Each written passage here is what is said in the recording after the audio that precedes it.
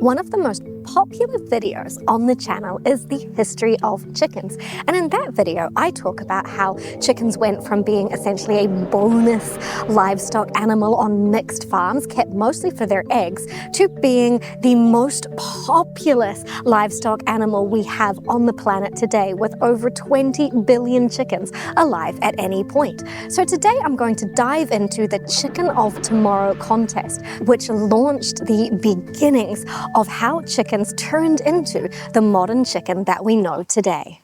The Chicken of Tomorrow contest truly changed the world in terms of both how chickens are today and also how our industrial food system works. And I'm sure that they didn't really know what was going to happen when that contest launched off.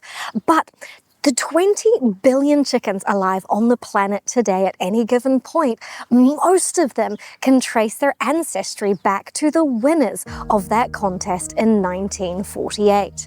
This wasn't just a chicken contest. This was the moment that changed what it means to be a chicken on planet Earth.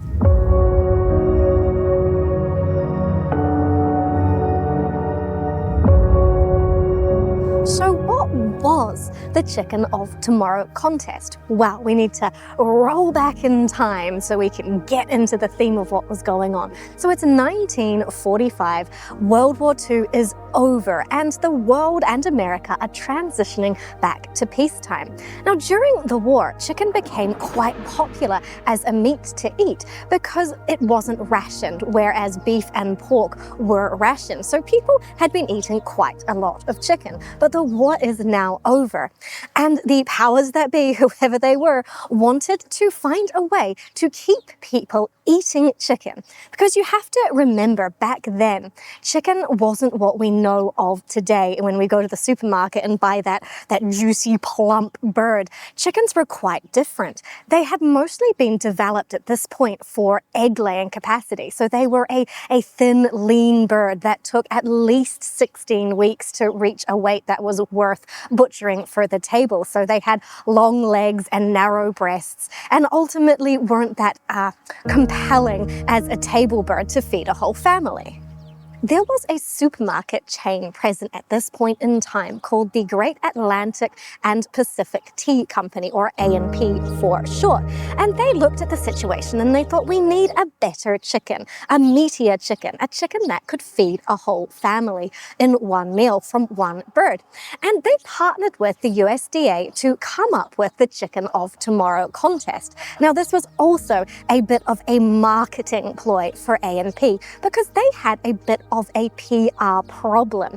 They were sort of not very popular for their practices that were driving small local family-owned businesses, little tiny grocery stores, out of business as they came through with their great big supermarket sort of monopoly. So they had a PR problem, and they thought this contest will help us out, get us better chickens to sell, and make people like us again.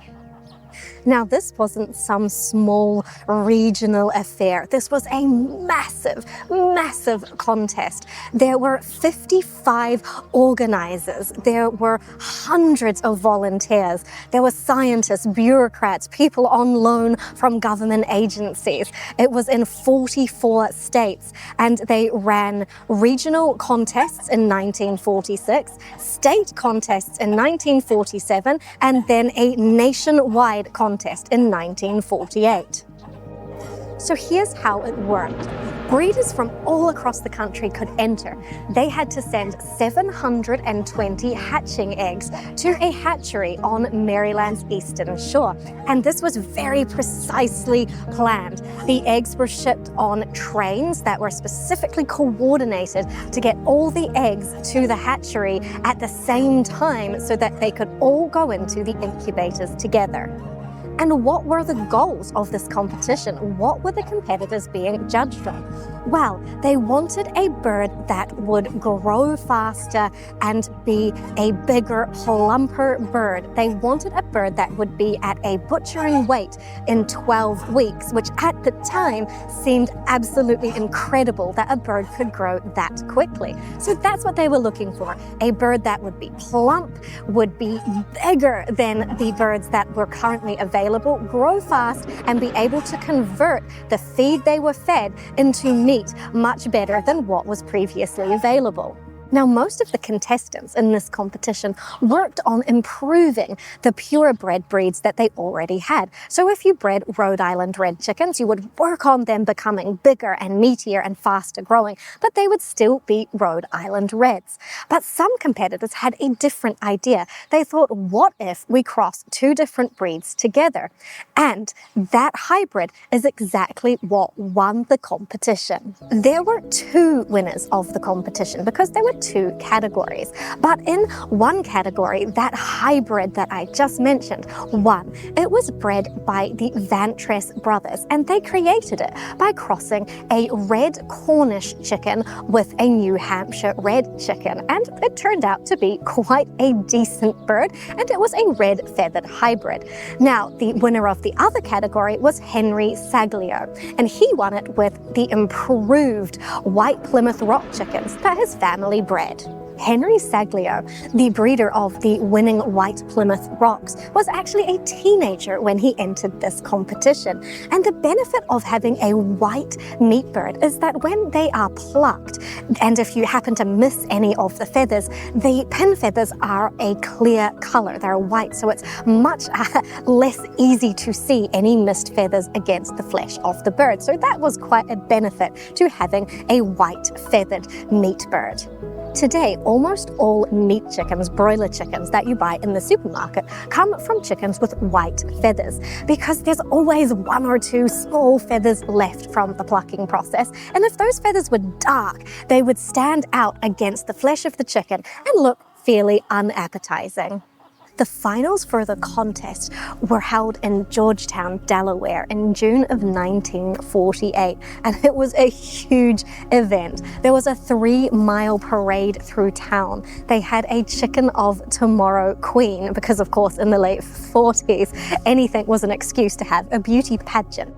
There were rodeos, there were concerts, there were dinners displaying and showcasing the chickens that had come from the contest. It was a big deal. The Chicken of Tomorrow contest went so well and was so popular that a second contest was run, which finished with the Nationals in Arkansas in 1951. And it turns out the same two winners won again in that contest. The Vantress brothers with their red hybrid and Henry Saglio with his white rocks.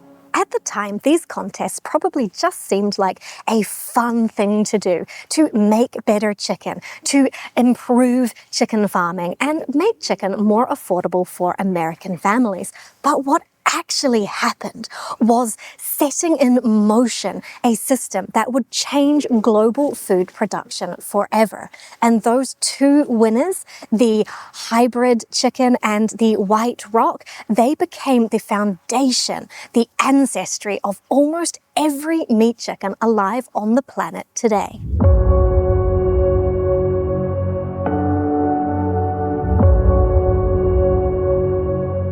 And that's what we need to talk about, because the contest didn't just create a better chicken, it created a completely different kind of animal. And the consequences of that are still playing out today for farmers, for chickens, and for people eating chickens.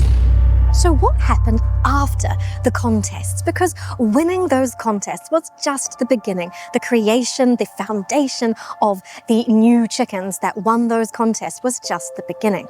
So back in the 1940s and 1950s, all of the different components that went into chicken farming were separate. You had feed mills that ground the feed to sell to the farmers. You had the farmers themselves. You had hatcheries that would hatch the birds to sell to the farmers. You had your processors that would slaughter and package those birds and transporting to the supermarket. So all of these things were separate businesses, all owned by individual people or families. And that's how it worked. Everything was separate.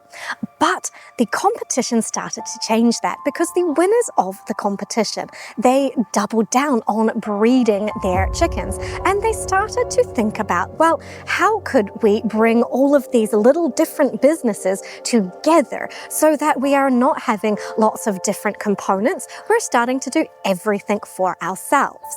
So we start to see consolidation happening in the poultry farming industry. The feed mills started to extend credit to farmers so that they could buy feed ahead of time before they'd sold their birds. And then those feed mills would start buying hatcheries so they could supply both the chicks and the feed to farmers. And so it goes, sort of like a snowball rolling down a cliff. So by the time you get to the 1950s and 60s, you start to see companies, massive companies, that start to own all of the components. They own the genetics, they own the feed mills, they own the processing plants, and in some instances, they own the chickens, and the farmers who are raising the chickens are just raising them on contract. The farmers don't actually own the chickens, and that's how it is today. The vast majority of farmers raising broiler chickens for the market don't actually own the birds that they're raising. They're just raising them on behalf of big corporations. And possibly most concentrated of all are the genetics. So those contest-winning birds, those genetics from the competition, they got bought and sold and merged and acquired. And it's actually quite fascinating. So I'm going to trace this out for you. The Saglio family had a company called Arbor Acres, based on the white Plymouth rocks, that won the contest in 1948 and 1951. In 1964, Nelson Rockefeller bought the company, made it part of his International Basic Economy Corporation. They expanded globally. Thailand, Taiwan, Indonesia, India, the Philippines, Japan. Then in 1980, it merged with a British company. By 2000, it became part of Aviagen. The Vantress genetics, those red Cornish hybrids that won overall, in 1974, Tyson Foods bought Vantress. That same year, they also bought parts of Cobb, another major breeding company. Then in 1994, Tyson bought all of Cobb and merged it with Vantress to create Cobb Vantress. So today, nearly all of the broiler chicken genetics in the world, 20 billion chickens alive at any given moment, are owned by just two companies. Just two. In 2016, Cobb Vantress controlled nearly half of all the genetics for chicken breeding in broilers around the world. And if we add Aviagen into that, we're talking about 90% of all broiler chicken genetics owned by those two companies. And here's why that's a problem. A study by UC Davis looked into the genetic diversity still present in commercial chickens. So those are the egg layers and the broiler chickens that have been produced, bred, specialized for egg laying and meat production. And they found that half of the genetic diversity originally present in the breeds that were used to make these birds up originally had been lost. Half of the genetic diversity gone from those breeds of chickens. The chickens that make up the vast majority of every chicken breed alive on the planet today. According to the Food and Agriculture Organization, there are around 1,600 breeds of chickens, and large numbers of those breeds are in danger of extinction, which is a problem because within those chickens, there are the genetics that we potentially will need in the future that we have lost from the breeds that we mostly produce, the breeds that are present in most of the chickens alive on the planet. They don't have this genetic diversity present in them anymore. I breed and raise mixed heritage breed chickens here in my backyard, and essentially I am playing my part in preserving genetic diversity, and that's really important to me, to have chickens that can live natural lives, that can reproduce, that live for a long productive period, and just generally are representing a much more diverse pattern than the commercial chickens have present in them. But I'm not blind to the economic reality. It's not realistic to think that these chickens could become the producers of chicken meat globally. There was a reason they ran that contest in the first place. There was a reason chicken wasn't a wildly popular meat before sort of this century, because heritage breed chickens have not been bred to be just absolutely crazily great at converting feed into both eggs and meat, depending on the chicken. They are dual purpose. They are more natural, closer to how a chicken used to be. And that makes it incredibly difficult to have an economic model if you're trying to raise chickens to sell into the market, be that eggs or be that meat. Makes it incredibly difficult to choose a heritage breed or a different breed because the economics of it just don't work out.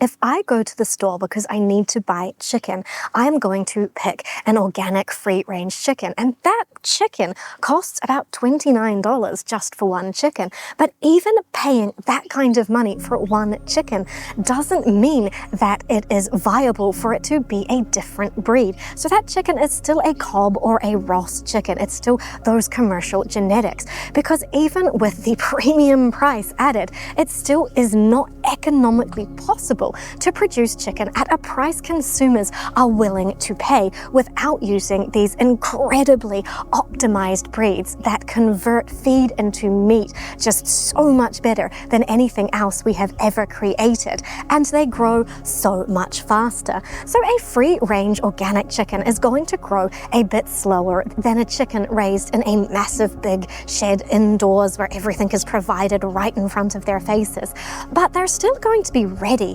for going to processing in sort of 10 weeks, roughly. I mean, I don't know specifically, but we'll call it around 10 weeks, whereas the indoor environment might have them ready in 6 or 7 weeks. But that is still much, much shorter than a dual-purpose chicken, which won't be ready for at least 16 weeks. And it's even still much shorter than the more modern production breeds that have been developed, like freedom ranges, which are still not going to be ready until they're about 12 weeks old. And every week that those chickens are growing, they're still eating the amount of feed, the same amount of feed, if not more feed, than those commercial lines, those Cobbs and Ross, the commercial broilers will eat. So when you start to take into account that you're tying up time and resources and space for weeks longer, and you're feeding those birds the same amount per week for more weeks, you start to see how the economic reality just really doesn't pan out for using any genetics other than those Franken chicken genetics. This isn't just about chickens.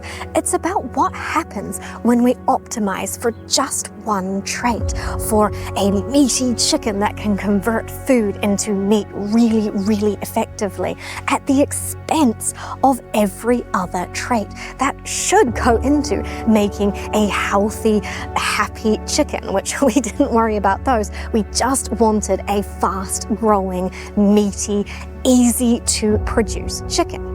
All those other heritage breeds of chickens, the ones that make up a tiny percentage of the chickens alive on the planet today, the ones that are being kept alive by small backyard breeders and small hatcheries that are committed to keeping those breeds alive, well, they carry a much wider picture, a much wider genetic diversity. They have genes for things like living natural chicken lives, for hatching and rearing their own babies. They have different genes for disease resistance and for different tolerances to climate. And as our world changes and shifts, we don't know what kind of genes we will need to keep having healthy, happy chickens into the future. And once those breeds are gone, if their numbers reduce to points that they're no longer a viable population anymore, all of those genes, those ones that we don't even know exist,